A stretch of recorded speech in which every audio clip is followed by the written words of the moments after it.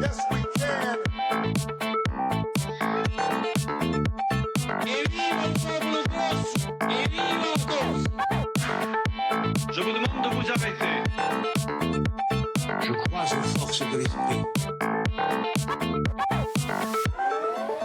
Bonsoir et bienvenue pour l'agenda culturel très subjectif de nos esprits critiques. Côté librairie, Blandis, la BD érotique qui ne se cache plus. La séance ciné, le regard engagé du cinéaste David Loukine sur la crise des réfugiés. Et la découverte du soir est musicale, focus sur le groupe Contraverse. Et pour m'accompagner ce soir, comme souvent le vendredi, j'ai le plaisir d'accueillir Marie-Ange Philippe. Bonsoir Marie-Ange. Inès Moratti. Bonsoir Inès. Xavier Affre. Bonsoir Xavier. Et Marcel, je m'appelle Groot. Je s'appelle Groot. Je s'appelle Groot, Petrichol. Bonsoir Marcel. Bonsoir Philippe. Alors on va rester avec vous parce que tous les vendredis, je le fais à chaque fois ainsi, tous les vendredis, nous débutons l'agenda culturel par la littérature, la bande dessinée, le livre. Et vous avez décidé ce soir de nous parler de Blandis, revue érotique bimestrielle, disponible en librairie. Et je le signale aux téléspectateurs, c'est une revue pour public averti. Oui, je voulais parler justement de cette revue, c'est le 2e numéro, pour parler du renouveau de la bande dessinée érotique. Ça fait quelques années qu'il y a un renouveau de la bande dessinée érotique, il y a un nouveau lectorat, et principalement, il y a de plus en plus de femmes qui lisent de la BD érotique, mais aussi qui en dessinent. Ça, c'est aussi un nouveau phénomène. Donc de plus en plus de femmes impulsées surtout par des Italiennes. Donc voilà, j'ai profité de la sortie de Blandis, du numéro 2 qui vient de sortir, pour parler de ça. D'autres magazines ont profité aussi du renouveau de la BD érotique, Beaux-Arts Magazine, le magazine Immanquable aussi, qui ont des numéros hors série 2 ou 3 fois par an. Donc Blandis, nouvelle série, initiée par les éditions Tabou. Là aussi, le renouveau initié par de toutes nouvelles maisons d'édition indépendantes, Tabou et Dynamite pour ne citer qu'elles, et La Musardine. Alors qu'est-ce qu'on trouve dans Blandis? Ce qui est intéressant, c'est que, alors ce n'est pas de la BD, c'est pas du sexe, c'est plutôt de l'art, du charme, de la sensualité.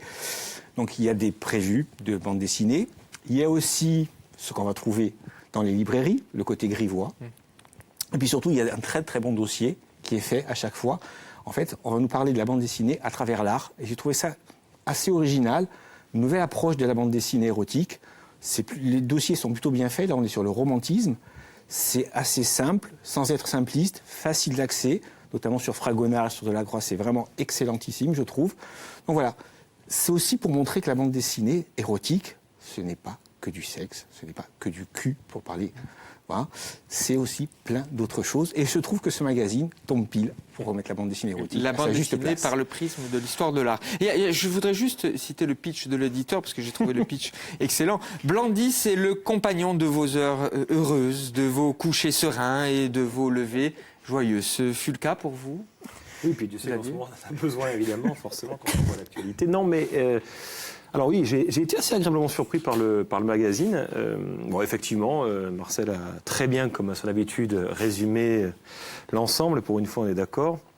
Sur le côté érotique, sensuel, c'est pas de la pornographie, bien entendu, évidemment. D'ailleurs, il n'est pas vendu en librairie dans les rayons pornographiques. Non, on le trouve en kiosque aussi. Voilà, dans le kiosque, en librairie. On le trouve souvent à côté de l'Écho des Savanes. Enfin bon, voilà. Et puis, j'ai bien aimé, moi, les dossiers, alors peut-être c'est l'historien qui parle, sur Delacroix, sur Fragonard. C'était vraiment très, très intéressant. Et puis c'est vrai que ça permet de rappeler aussi aux gens, et le magazine le fait, ce qu'est le romantisme. C'est-à-dire, c'est pas les films que vous aimez, les balades amoureuses, niaises, hollywoodiennes. Le romantisme, c'est aussi l'exaltation des sentiments. Voilà, donc je trouve que ça marche assez bien, l'ensemble des deux, ça marche bien. Ce petit sourire, Marie-Ange. Oui, ben, en tout cas, il avait l'air d'en dire long. Oui, ben, j'apprends la façon dont Xavier est romantique. Et le romantisme est toujours lié à la mort en plus. Eros, Thanatos. Souvent. Bref. Non, je me suis régalée, si je puis dire, à lire cette revue. C'est le numéro 1, donc c'est un numéro très prometteur, je trouve. On voit le côté un petit peu artisanal, notamment dans la mise en page, mais bon, c'est pas gênant.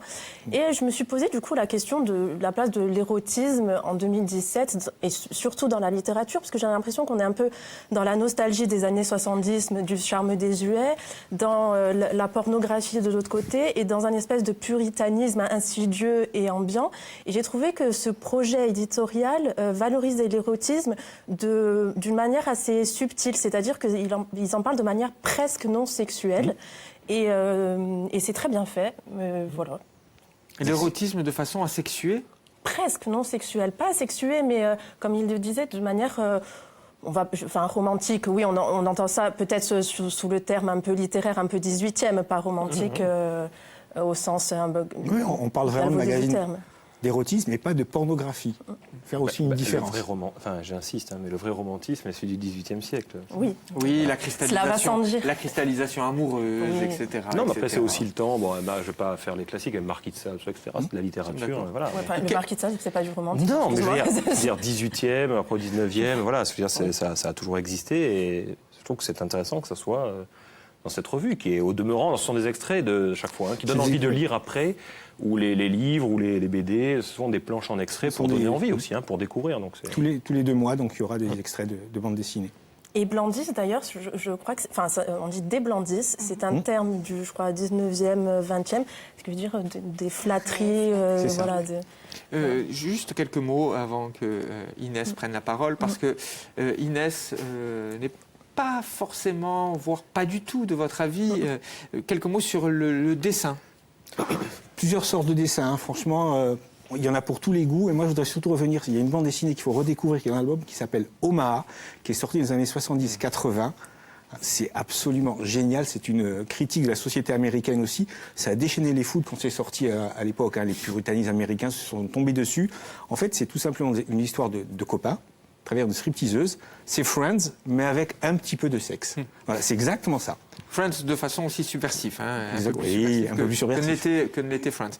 Alors Inès. Donc quand même des points positifs. On va commencer par les points Commençons positifs. douceur. Et par contre, je le dis aux téléspectateurs, il y aura 40 secondes. Vous connaissez un petit peu la règle pendant le 20h. 40 secondes qui vont opposer Inès Morat et Marcel Petriccioli sur la bande dessinée, enfin la revue Blandis, la revue érotique qu'a programmée Marcel ce soir. Mais avant, les points positifs tout de même. Alors, d'abord, on peut se réjouir que la BD moins de 18 ans n'ait plus besoin de se lire sous le manteau. Bon, quoi qu'après, si vous souhaitez enfiler un impair et une perruque, c'est votre petit rituel pré-achat, je ne juge pas. Mais ce qui est important surtout, c'est que la revue réhabilite le charme et la sensualité. À l'heure où la révolution numérique ouvre à une sexualité quasi mécanique qui se consomme, voilà, et qui est aussi jetable que les Kleenex qui l'accompagnent. Donc en somme, ça fait du bien de sortir du déshumanisé en même temps que du mode incognito, avec un contenu varié, donc on l'a dit, puisqu'on y trouve également des dossiers, on parle peinture, on parle langue. Alors quand je dis contenu varié, en revanche, et on commence... le bémol arrive, on remarque quand même que la revue fait la part belle aux éditions tabous, derrière le projet. C'est un petit peu l'écueil lorsque les magazines sont lancés par les maisons d'édition. C'est ce tout le monde a reproché aux magazines, qui en avait pratiquement que pour les éditions tabous. En même temps, c'est eux qui financent, même si il y a un côté artisanal, il n'y a pas beaucoup d'argent, ça peut se comprendre aussi. C'est que 2 numéros, donc il faut leur laisser un petit peu de temps, mais je suis complètement d'accord avec toi. Alors, est-ce qu'on va faire les 40 secondes maintenant ou vous allez On y aller... va. Alors 40 secondes, je le dis à notre réalisateur pour le J'ai un de retour préparer. Mais vous inquiétez pas, je suis là. Non, parce que J'ai la dernière un fois, j'ai chronomètre dépassé. dans la tête, Émilène, un si tu chronomètre nous dans la regardes. tête. Et même si Je vous vais. dépassez, c'est pas très... Plus que 40 secondes. Plus que 40 secondes. Alors 40 secondes pour Inès Morat qui va vous dire pourquoi il ne faut pas découvrir la bande dessinée, la revue dessinée recommandée par Toujours Marcel si Petriccioli. extrême. Bien sûr. On y va ? Allez. Alors, sur le fond, je trouve que c'est toujours s'aventurer en terrain glissant que d'écrire sur le sexe, entre répliques un petit peu qui sonnent faux et description clinique. Alors, d'ailleurs, les Britanniques ont créé le Bad Sex Award, décerné aux pires scènes de sexe littéraire. Et malheureusement, je pense qu'il y a aussi matière dans le 9e art. On n'est toujours pas débarrassé du dialogue dit du plombier. J'ai relevé, par exemple, une métaphore culinaire tirée à toutes les sauces sur 1 page et demie. Alors, ça commence par « Si vous voulez bien passer à table », on poursuit avec « La musgueule est offerte par la maison », pour terminer sur un fantastique « Madame s'est-elle régalée ?» Alors, autant dire qu'on est servi, mais ce genre de banalité réchauffée, je ne prends pas vraiment de plaisir à les lire. Ça va être très très difficile pour vous, Marcel, maintenant. Très difficile à défendre. Non, moi je vais défendre les dessinateurs, les dessinatrices. Je trouve que cette revue, c'est vrai, mais ça fait partie aussi de la bande dessinée érotique, ce genre de dialogue, comme ça fait partie des films.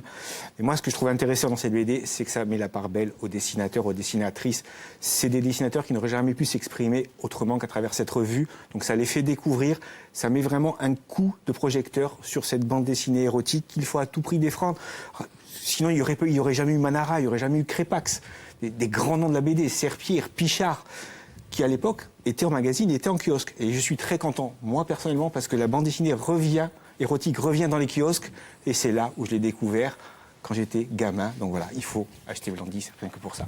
Alors, faites-vous votre propre opinion, évidemment. Blandis, revue érotique bimestrielle, disponible à la fois en librairie et en kiosque. Marcel vient de le dire. On va passer au cinéma et au court-métrage avec vous, Xavier. Refugees de David Lukin, un regard sur la crise des réfugiés, un film politique. Alors, vous avez programmé, que les choses soient claires, vous avez programmé ce film. En vous connaissant... Ce n'est pas anodin. Jamais. Mais c'est comme tout est politique dans la vie. Nous sommes d'accord. Tout n'est jamais anodin. Tout est politique et tout est culturel. Voilà. Donc en fait, j'avais envie de parler encore du travail de David Lukin, notamment qu'il a une petite actualité, je vous en dirai plus tout à l'heure, parce que alors c'est un très très court métrage. 2 minutes, 2 minutes 10, 2 minutes 30, très très court. C'est issu d'un projet, puisqu'il devait faire 4 très courts métrages sur le thème des réfugiés. Il avait envie de faire quelque chose d'assez général. Ce sont, en tout cas, quoi qu'il arrive, et pour celui-là, il les a pas fait les autres, mais il est en train peut-être d'envisager de les tourner, parce qu'il est très occupé en ce moment. Le point de départ, c'est Amnesty International, dont on peut saluer le travail, quand même. Et ce sont des témoignages de réfugiés qui ont été recueillis par Amnesty et qu'il a décidé, puisqu'il est assez proche aussi d'Amnesty, de mettre en scène. Et là, on suit le parcours d'une réfugiée. Alors, c'est une comédienne, c'est ça qui est assez surprenant finalement. C'est une comédienne qui fait la voix off aussi et qui interprète, qui dit le témoignage, un vrai témoignage réel. Donc, on imagine que ça peut être la Syrie, mais finalement, ça vire à l'universalisme. C'est tourné à Marseille, enfin pour Saint-Louis plus exactement, dans une usine désaffectée. Il paraît-il, là où se tournent beaucoup de séries Netflix, y compris, et pas mal de films, parce que c'est un endroit qui n'est pas très loin de Marseille, donc bien desservi. Je disais usine désaffectée, donc on peut utiliser, on le voit bien dans le film, l'usine désaffectée.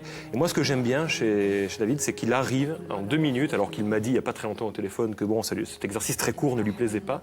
Il arrive en 2 minutes à faire monter une émotion. Moi, j'ai été très ému en voyant ce film, avec l'utilisation du ralenti qui n'est pas trop son truc. On se rappelle de Terre-Terre ou même L'Homme au Diastra, donc il n'y a pas trop de ralenti. Il y a ce côté à la fois réaliste, politique, poétique aussi, et je trouve ça très beau, et c'est un très bel hommage rendu aux réfugiés. Esthétisme, voilà. D'autant plus que, n'oublions pas, et je peux quand même le rappeler, parce que je pense que certains, et pas que les politiques, je parle d'une manière générale, les gens oublient certains textes fondamentaux, donc on ne parle pas de la Déclaration des droits de l'homme et du citoyen, mais la Déclaration universelle des droits de l'homme, et l'article 14 dit « Devant la persécution, toute personne a le droit de chercher asile et de bénéficier de l'asile en d'autres pays ». J'aimerais bien que les gens lisent bien ça et même le recopient 200 fois, ça leur ferait du bien. Parce que j'ai l'impression que le droit d'asile, c'est un petit message. Marcel. Il a tout dit. Et bien dit. Et bien dit. Non, ce que je retiens surtout, c'est qu'en 2 minutes 30, l'émotion qui fait passer à travers ça, quoi. C'est fabuleux. Moi, quand je l'ai vu, j'avais la boule au ventre. À la fin, on a la boule au ventre. Et aussi, tu l'as dit, j'avais noté, c'est qu'on ne sait pas où ça se passe. Voilà, c'est une grande histoire, c'est universel. L'universalité du message, c'est important. C'est ça, voilà, le contexte, ouais, exactement. Après, je ne vais pas dire grand-chose sur la forme, les ralentis, tout ça. En plus, 2 minutes, c'est vrai que ça va vite. Mais moi, ce que je retiens, c'est qu'en 2 minutes 30, il nous prend en plein cœur. Voilà, il nous bouleverse, tout simplement. Marie-Ange. Pareil, j'ai pas grand-chose à rajouter. L'esthétique est merveilleuse. Elle, sa voix très posée qui va avec les ralentis, avec le vent et tout, j'ai trouvé ça poignant. On en revient toujours à la même chose. On se demande comment on peut aujourd'hui passer à côté de ça, comment on peut avoir des opinions radicales sur ça. Quand on voit ce message universel et à la fois très particulier parce que c'est du vécu, comment on peut manquer de compassion à ce point, quoi. Quelques mots tout de même avant que Inès prenne la parole et nous dise ce qu'elle a pensé du film. Quelques mots, je voudrais qu'on insiste aussi sur la qualité de cinéaste. Le mot, je ne le dis pas, je n'envoie pas comme ça par-dessus mon épaule au hasard de David Loukine. Bah moi j'aime bien ce qu'il fait. Là je vais être partisan, mais c'est vrai qu'il a abordé des genres assez différents finalement. Bon alors on aime plus, on aime moins. On avait parlé ici de Terre ou de L'Homme Astral, qui était très bien excellent. aussi. Voilà, donc je trouve que et puis là quand il m'a dit par exemple j'aime pas trop cet exercice de 2 minutes ou j'arrive pas. Et en fait, quand je vois le résultat, je lui dis non. Franchement, en 2 minutes, c'est l'essentiel est dit. Le texte est beau. Ce témoignage est très beau. La musique utilisée est belle. Il y a vraiment la concordance de plein de choses qui fait que on est vraiment très touché. Un mot quand même peut-être sur l'actrice. Elle s'appelle Mama Bourras. Elle a tourné il n'y a pas très longtemps en figuration dans Corniche Kennedy, un film qui est sorti il n'y a pas très longtemps, qui se passait aussi à Marseille. Et ancien élève de David Loukine, qui était éducateur spécialisé, qui a un parcours assez étonnant. En plus, il est très jeune. Et là, justement, je disais, il est en train de préparer son premier long métrage. Donc, scénario écrit, signature, c'est fait. J'espère qu'on va voir enfin, parce que ça avait déjà été le cas pour lui, puis ça a été tombé un peu à l'eau avec Terre, qu'on va voir enfin son premier long métrage. Moi, je suis assez... Confiant. J'attends. Ah oui, confiant. La poésie de David Loukine vous a-t-elle séduite? Mais tout à fait. Donc on l'a dit, c'est ce qui revient. 2 minutes 30, c'est court. Et pourtant, on prend le temps déjà de mettre un visage sur une parmi des centaines de milliers. On prend le temps au ralenti aussi, on l'a dit. Et ça donne cet effet de suspension, un petit peu, comme on l'a dit aussi, on était privé de contexte. Et c'est une existence qui est suspendue. Donc ça fait sens. En somme, c'est saisissant de simplicité. Là où on aurait pu verser dans l'émotion débordante, je pense que le parti pris a été de créer une distance. Donc avec cette voix off, justement, qui nous raconte cette traversée où les requins ne sont pas que des animaux marins. Bref, tout est dit. Ça s'ouvre sur la Déclaration universelle des droits de l'homme, donc, et ça se referme avec une lueur d'espoir, puisque Najma, qui est le nom qui a été choisi, signifie étoile, et elle est là, face à l'astre couchant, et elle nous dit qu'elle espère simplement revoir un jour son pays. Il y a 2 très beaux moments. L'ouverture avec ses barbelés, ce travelling qui est très beau, qui dit beaucoup de choses finalement sur la fermeture et sur la volonté en ce moment qu'on a de vouloir ériger ou des frontières ou des murs. Et le fait qu'elle déambule comme ça dans des ruines qui ne sont pas des ruines de guerre là pour le coup, mais pour arriver à l'horizon. Je trouve ça assez saisissant. Et puis parmi ce qui va tourner dans les autres, peut-être autres petits cours, il y en a un qui veut d'anticipation. Pour lui, on sera en 2050 avec cette fois-ci les Occidentaux qui seraient eux les réfugiés, parce qu'on a toujours été mobiles, même les Européens. Donc il a de l'idée et il a vraiment un message, c'est ça qui m'interpelle aussi. Alors à chaque fois je le dis, les courts-métrages que nous présentons dans cette émission, les courts-métrages de réalisateurs corses sont visibles dans les festivals, ils sont nombreux les festivals, oui, les films tournent, et même y compris sur Internet. Puis même on peut tout à fait contacter par les réseaux sociaux, ils sont vraiment contents, souvent quand on les contacte, on leur dit qu'on a vu, qu'on a aimé, et le travail est montré, mais il faut oser demander et voir, et on n'en parle pas assez. Il y en a beaucoup qui travaillent dans le cinéma, et du coup on ne découvre pas toujours le travail, c'est dommage. Le court-métrage Refugees de David Loukine, un regard sur la crise des réfugiés, fortement, vous l'avez compris, recommandé par toute l'équipe de Pendant le 20h. Nous allons passer au long métrage, La Vengeresse de Bill Plympton et Jim Lujan. C'est comme ça qu'on dit. Il y a un côté Tarantino, paraît-il. Je ne l'ai pas vu, ils vont vous en parler dans ce polar violent. Alors là, faut le dire honnêtement, et je pense que c'est peut-être partagé. C'est un vrai coup de cœur là, pour le coup, de ce film qui est sorti mi-avril en salle, qui n'a pas été diffusé pour le moment à Ajaccio. La Vengeresse. Et il sera diffusé, je le dis, bientôt à Ajaccio, certainement bientôt aussi dans d'autres, à Bastia et dans d'autres. Franchement, il faut y aller parce que il faut un peu connaître quand même l'univers de Bill Plympton avant, qui est un ancien dessinateur de BD aussi, qui a fait des caricatures politiques, qui a fait du cinéma depuis très longtemps. Alors on avait vu déjà Les Mutants de l'espace, par exemple, plus connus. Voilà, ou L'impitoyable Lune de miel. C'est toujours déjanté, c'est toujours. C'est pas cynique, mais c'est toujours un portrait assez déglingué, souvent de l'Amérique, et de l'Amérique un peu reculée, un petit peu moins ici. C'est très visuel, c'est vraiment un style particulier, vous l'avez dit, c'est violent. Il y a un peu du Tarantino qui avait rendu hommage à Plympton d'ailleurs dans Kill Bill, parce qu'il y a un personnage qui s'appelle Plympton. Et là, alors, on est dans quelque chose d'assez étonnant. C'est l'histoire de Face de mort, donc avec ça, Death Face. L'ancien catcheur et motard qui devient sénateur On est en Californie. Voilà. Bon, ce n'est pas impossible. Hein.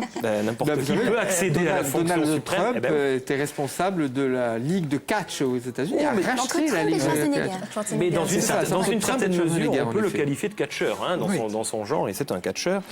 Donc, il doit embaucher 4 redoutables chasseurs de primes, dont Rod Rosie, qui est un type extraordinaire, on le voit dans la bande-annonce, pour retrouver une fille qui a dérobé quelque chose de très important pour ce sénateur et qui peut lui évidemment gâcher la vie.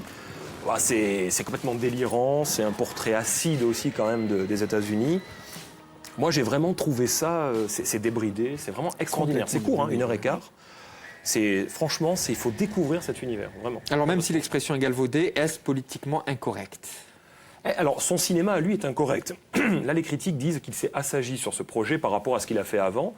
Enfin, quand même, quand on dit que c'est assagi, moi j'avais vu Les Mutants de l'espace, par exemple, ça partait Bon, les Mutants de l'espace, c'est Ah oui, génial. ça hein. partait dans quelque chose d'assez extraordinaire. Génial. Non, là, c'est vraiment, on joue de la caricature, des archétypes, c'est volontairement fait, hein, mais en même temps, en creux, il y a ce portrait, cette satire de l'Amérique qui est quand même Oui, mais- très présente. Tu disais pas très rural, mais les rednecks, les bikers, tout ça, Voilà. ils y sont. Hein. C'est pas consensuel, c'est moins qu'on puisse dire. Et puis, il y a une histoire qui existe. Il y a plein de genres. Moi, ça convoque les frères Cohen, ça convoque Tarantino, même Chandler, c'est de films noirs. Bon, C'est carrément une Ah ouais. référence à Chandler, oui. Mais dans les interviews que le réalisateur a données, il évoque souvent, alors on le dit nous aussi très souvent dans cette émission, particulièrement Marie-Ange, on évoque souvent la contre-culture américaine.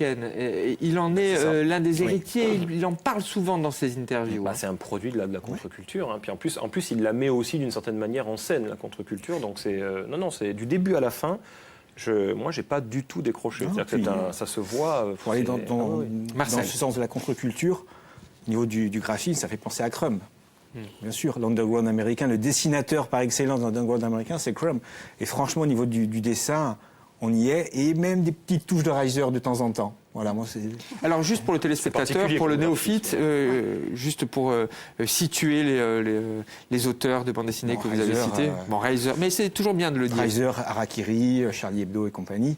Et Crumb, c'est un des plus grands dessinateurs de la contre-culture américaine dans les années 60-70, qui a révolutionné un petit peu le comics américain, qui est encore adulé, qui dessine encore maintenant. Hein. Donc voilà, Crumb, c'est vraiment l'underground par excellence, c'est Robin Crumb. La BD la plus connue, c'est Fritz the Cat de Robin. Voilà. Qui a été aussi adapté en dessin animé. Marie-Ange. Merci Xavier. J'ai jeté tous mes Disney. Et, Un ange et j'ai- passe dans cette Mais oui. émission. Hein. Mais Merci non, je Xavier. suis souvent non d'accord. pas merci patron. Non, Merci Xavier. Non, je suis souvent d'accord avec Xavier, mais là, il faut C'est vrai. qu'on remercie publiquement. Non, j'ai adoré. C'est à la fois très ancré dans la réalité et à la fois très délirant. C'est psychédélique, psychotique. Alors, l'un des personnages principaux, Rod Rosie, me fait penser à un espèce de Woody Allen un peu mafieux.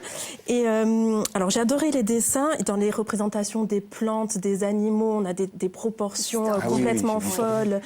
Enfin, bon, c'est tout délirant. Et ce qui m'a beaucoup plu et marqué, c'est l'attention aux détails.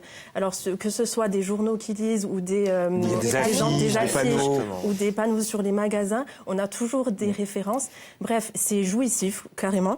Et j'ai un tout petit bémol, c'est la raison pour laquelle donc cette fameuse Lana se venge, que j'ai trouvé un peu, pour le coup, un peu mièvre. J'ai trouvé que ça s'ancrait pas trop bien dans cette histoire délirante. Et effectivement, ça a un côté tarantinesque. Je pense qu'il devrait...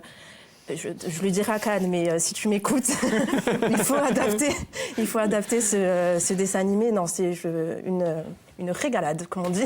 Inès. J'ai été complètement embarquée par ce road trip en roue libre qui touche à l'irrévérencieux et au grotesque. Alors oui, à première vue, c'est vrai qu'on pense que ce n'est qu'un enchaînement de clichés, donc entre bikers déjantés, sectes d'illuminés, dealers aux neurones grillés. Et alors là, ma préférée, l'ex-stripteaseuse reconvertie en secrétaire qui se lime les ongles quand elle répond au téléphone. C'est la base.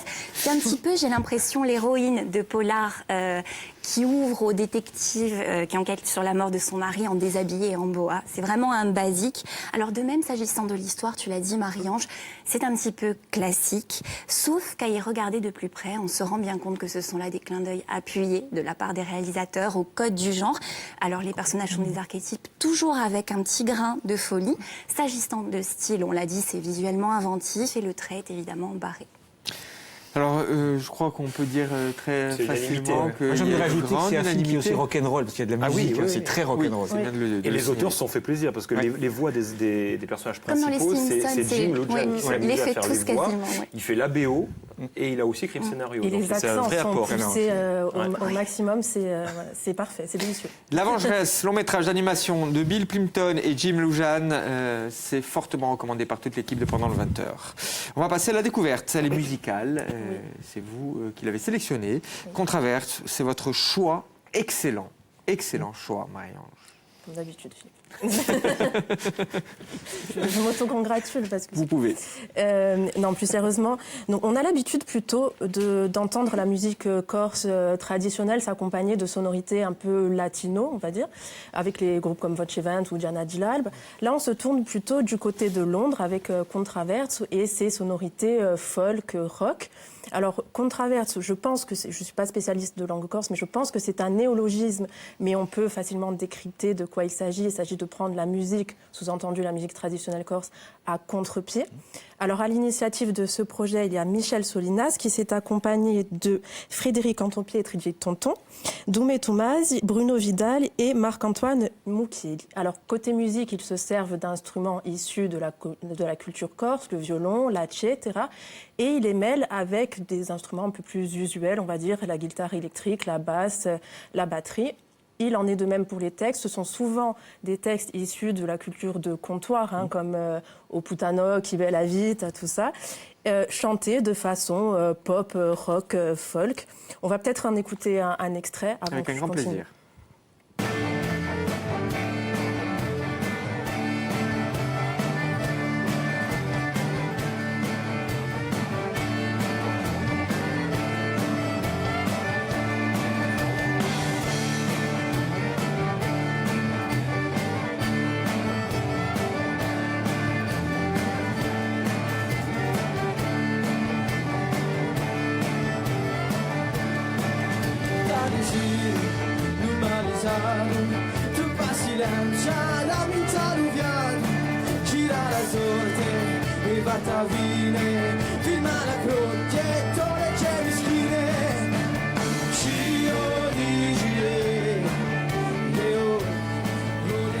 Voilà, alors ça donne un joyeux bordel organisé et festif.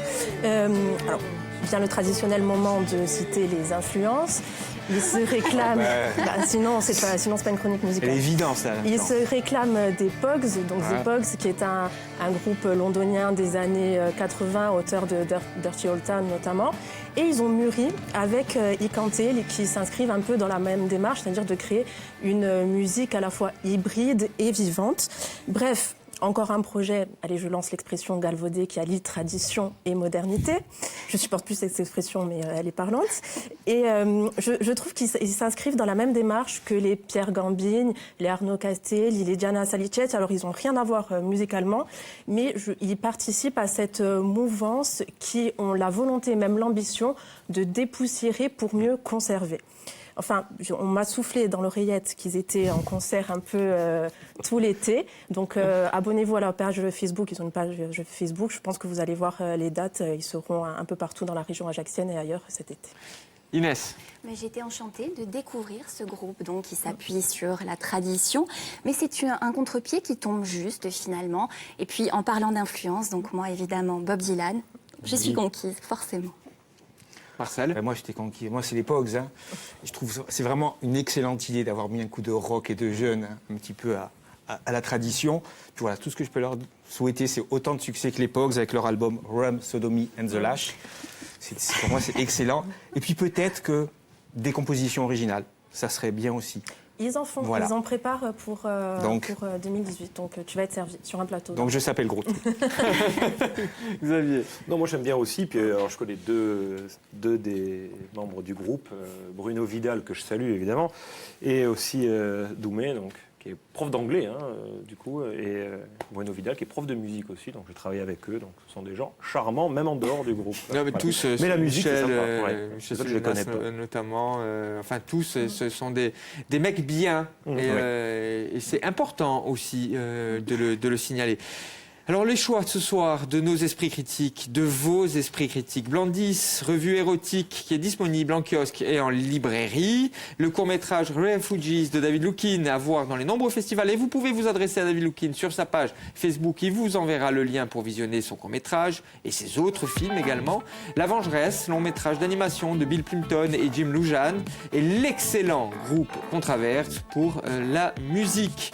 Je vous retrouve lundi avec d'ailleurs Marcel et Xavier pour un débat autour du polar. Ce sera une rediffusion.